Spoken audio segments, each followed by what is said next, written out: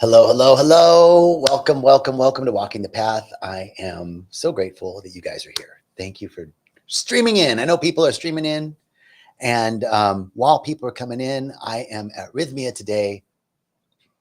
Just tremendous. I was just talking to a young man who was here, had suicidal ideations, had, what else can I say? Suicidal ideations, was cutting himself. Really came here to Rythmia as a last chance. And he came to my integration class yesterday, going into ceremony. Hey, everybody, welcome. Thank you for joining us. Came into integration class and we had a conversation, and he went into ceremony last night and had an amazing experience in all of the suicidal ideations and desire to hurt himself are gone. And he's getting ready for ceremony tonight. And it's just a miraculous place where people come. A lot of people come for their last chance. What a great place. People come for the last chance and get a second chance at life. And so if you're interested in finding out more, check out rythmia.com, or if you're on the YouTube or Facebook platform, you can check out the number that's on the screen. So I want to talk to you guys about loss and rumination. Loss because a client of mine passed away, a vibrant, healthy guy, had 2 kids, and he was married. He was going through a divorce. He came to me to help navigate his divorce in a spiritual way. And he had a really beautiful intention of wanting the best and highest individual and collective good for both he and his wife and their kids. It was really, really beautiful. So I've been working with him since January. And he passed away very suddenly. Within a few days, got an infection, and it turned into cerebral meningitis, and gone. It hit me so heavy.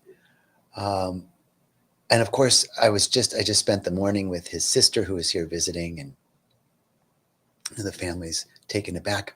But I wanted to bring this forward because loss, it reminds us of how death is no closer to the old than it is to the young, or to the sick as it is to the healthy.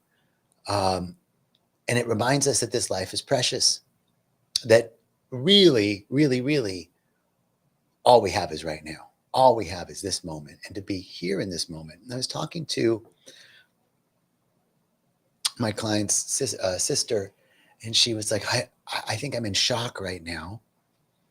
What am I going to do when this really hits me? And that reminded me of that point that was just made, that we don't know about the future. What we do know is that this sudden passing anchors us in the truth that every scene going forward in our lives is sacred, that everything is sacred and precious and unique. And all we have is this moment. All we have is right now. All we have is this moment. And so as we can begin to accept what this moment is, just as it is, this moment is enough, and I'm enough in it. I know for myself that I'm constantly, in the past, I have constantly been in a sense of rumination about the future or the past, what I could have done better and what I'm not doing well right now. All of those things. Thank you, Monty, over here in the YouTube world. And thank you all of you up there in Instagram world. Appreciate your love. So, what if I can't handle what happens in the future, was her question. And it's the same question for all of us. What if we can't handle what's happening in the future? We don't know what's coming, and we can project out fear. But the truth is, we don't know what's coming. And what I do know is I can anchor into spiritual principle. And the spiritual principle is that all the power that created all the heavens and all the earth are within you, are within me. All the power. There is nothing more powerful than the I am consciousness, which is the consciousness that birthed the cosmos. And that consciousness is in you and it's in me. I am. I am. You are. Therefore, anything that is occurring in my external environment is facing the I am presence within me, is facing the consciousness that birthed the cosmos within me.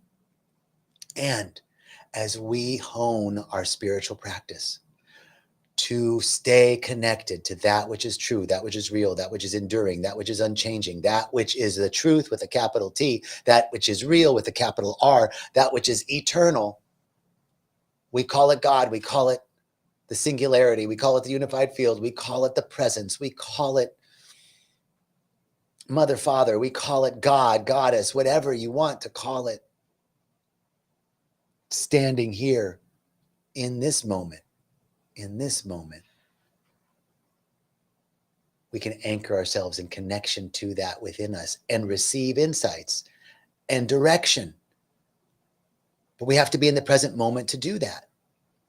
So that was the first piece that I wanted to talk about today, was loss and how do we deal with loss. And the first piece of it is there's lots written on the grieving process. And we know the 5 stages of grief. But each one of us is going to deal with grief and loss differently. And the most important piece is to be aware of what we're feeling in the present moment, to continuously check in with ourselves and to allow those feelings. Allow them their space, to not try and stuff them and to move on, to honor this feeling, this moment of what I'm feeling now is really the key to moving through the grief process. And there are times when we're going to get caught in rumination, in a thought pattern loop. And whether you're grieving or whether you are a human being, most of us do get caught in some sort of rumination. And so there's a process that helps to interrupt the rumination. And I was sharing this with my client that, we get locked into this, oh my God, fear about the future, or anxiety about what's going to happen, or can I handle it, or how do I go on? And it's like, we have to come back. This moment is enough and I'm enough in it. This moment is enough and I'm enough in it. We come back to that. And then as the thought, if you're stuck in rumination, a couple of quick breaths, 3 quick breaths. And I love this physiological sigh that's been bantered around lately. I think I heard it on the Huberman report. But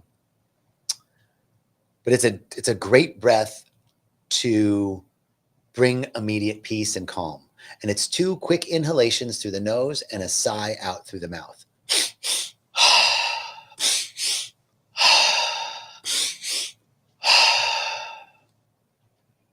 Immediately, you can feel a shift.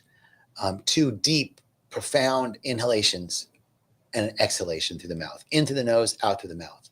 This physiological sigh, the anxiety relieving sigh, immediately brings a sense of calm to the body.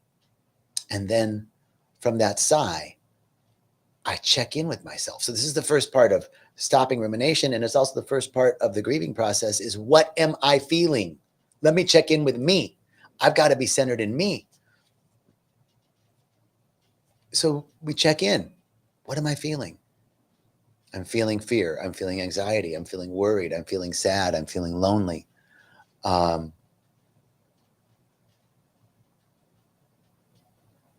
am I feeling? Check in with your feelings. And usually those feelings or that emotional state has a purpose. It's trying to protect you in some way. It has some sort of advisory or protective purpose. And so we want to check in with it. What is it that I'm feeling? Let me get in touch with me. Instead of just stuffing it and bypassing it, let me check in and get in touch with me. So the sigh helps us to calm down in the moment. Figure out, feel, what am I feeling? Ask that emotion, that feeling, I know you're here to help me. How do you think you're helping me? What is it that you think you're doing that's helping me? Well, if it's fear, I'm keeping you safe. If it's anxiety, I'm helping you not fall flat on your face. If it's worry or doubt, it's doing something to protect you in some way. So you can really thank it. Like, thank you, fear. Thank you, anxiety. Thank you, worry. Thank you, doubt. Like, I know that you have my best interest at heart. However, this program, delete and clear. It's no longer valid. This old way of being is no longer valid, because I'm right here, right now, in this present moment, and all the power that created all the heavens and all the earth is within me. Anything that's facing me is facing the presence of God within me, the I am consciousness within me, and I can handle anything. I'm the creator of my life experience. I'm not a victim to any outside circumstance. I am. So this old program of worry, doubt, fear, lack, limitation, not enoughness, that's no longer valid. So we want to thank it, because it really does have our best interest at heart. However, it's not serving. It used to serve. That served up until now. Now it's not serving. So now I'm deleting that program. It's like an old program. It's like a software update. You're updating your software. Hardware is still good. Software needs a little update. That old software of worry, doubt, and fear as a means of protecting me served me for a while. Now it's not serving me, because now what's serving me is the realization that I am the creator of my life experience, and I am not giving my power away to any outside circumstance or condition. And right now, all I need to do is center into myself and connect with the presence of God within me, which is my highest self, because the innermost God and the uppermost God are the same God. And as I can connect with that I am presence within me, then I am lifted out of the mire and confusion of worry, doubt, lack, fear, not enoughness, and limitation. So I can thank it and let it go. Delete, alt, clear. And we're setting a new program. Okay, so the interruption of rumination, the interruption of worry, the interruption of fear, the interruption of compulsive thought forms is 3 physiological sighs.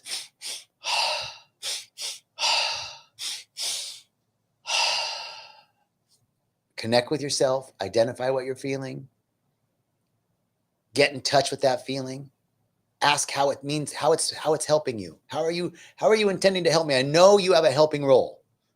So what is it? And then realize that's an old program that no longer serves. That's an delete, alt, clear.